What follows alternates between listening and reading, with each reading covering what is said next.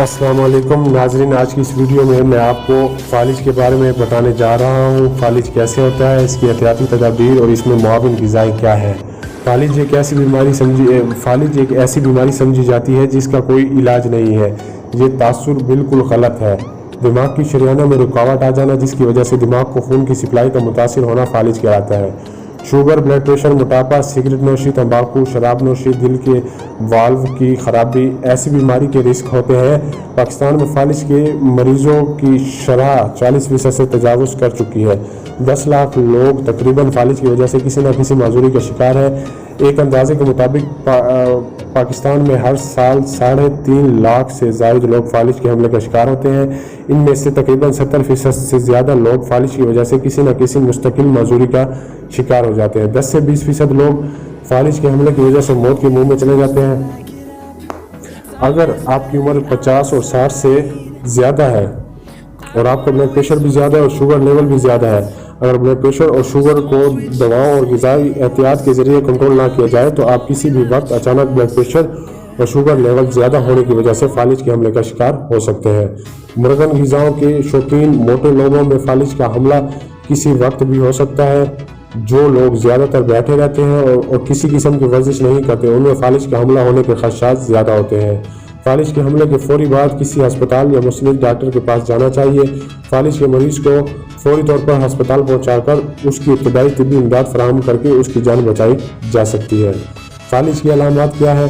अचानक मुंह टेढ़ा हो जाना या किसी भी एक तरफ का हाथ पाँव का काम न करना, आवाज़ का मुतासिर होना। इस तरह की तशखीस के लिए दिमाग का MRI या CT स्कैन कराना होता है, जिससे यह पता लगाया जा सकता है कि दिमाग का कौन सा हिस्सा फालिज की वजह से मुतासिर हुआ है। जैसा कि साबिक़ा सतूर में अर्ज किया जा चुका है कि पाकिस्तान में फालिज के मरीजों की शरह 40% से तजावुज़ कर चुकी है। आइंदा बरसों में फालिज पाकिस्तान की चौथी बड़ी बीमारी बन जाएगी।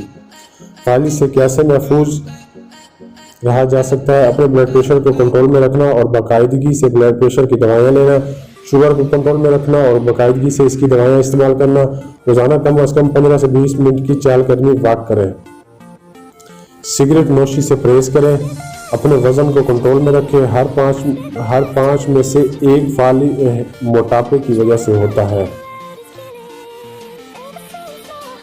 याद रखें कि सेहतमंद तर्ज ज़िंदगी अपनाकर आप फालिज और फालिज से होने वाली पेचीदगियों से बच सकते हैं।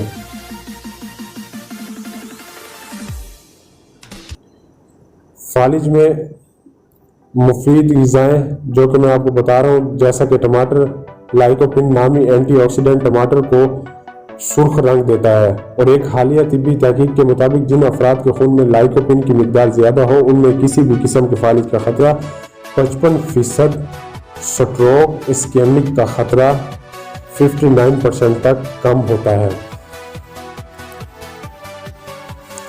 इस एंटीऑक्सीडेंट की मिकदार टमाटर में ही पाई जाती है, जबकि तरबूज और अमरूद में भी इसके हसूल के लिए बेहतरीन करार दिए जाते हैं। वर्जिश करना भी फालिज के खतरे को कम करने का एक बेहतरीन जरिया है। एक हालिया तहकीक में ये बात सामने आई कि मुतअद्दिल सख्त वर्जिश जैसे जॉगिंग या साइकिलिंग से खामोश फालिज का खतरा कम हो जाता है। इसके अलावा ये बात भी सामने आई है कि सेहतमंद तर्ज ज़िंदगी जैसे तंबाकू नोशी से गुरेज, रोज़ाना वर्जिश, जिस्मानी वज़न मामूल पर रखना और अल्कोहल से दूरी फालिज का खतरा 80% तक कम कर सकता है। नमक का इस्तेमाल कम करें, जिस्मानी वज़न में कमी करें, कोलेस्ट्रॉल को कंट्रोल करें, दिल की धड़कन पर नज़र रखें। दिल की धड़कन में बेतरतीबी से फालिज का खतरा 5 गुना बढ़ जाता है। अगर आप दिल की धड़कन को बहुत तेज़ या बेतरतीबी महसूस करें तो डॉक्टर से रजू करें और इसकी वजह ज़रूर जानने की कोशिश करें। तो नाज़रीन, इन बातों पर आप अमल करके वो अफराद जो शुगर और ब्लड प्रेशर के अमराज में मुब्तला है वो फालिज के मूज़ी मर्ज़ से बच सकते हैं। नाज़रीन, ये थी आज की वीडियो अच्छी लगे तो इसको लाइक करें। अपना कीमती टाइम देने का शुक्रिया। अल्लाह हाफिज़।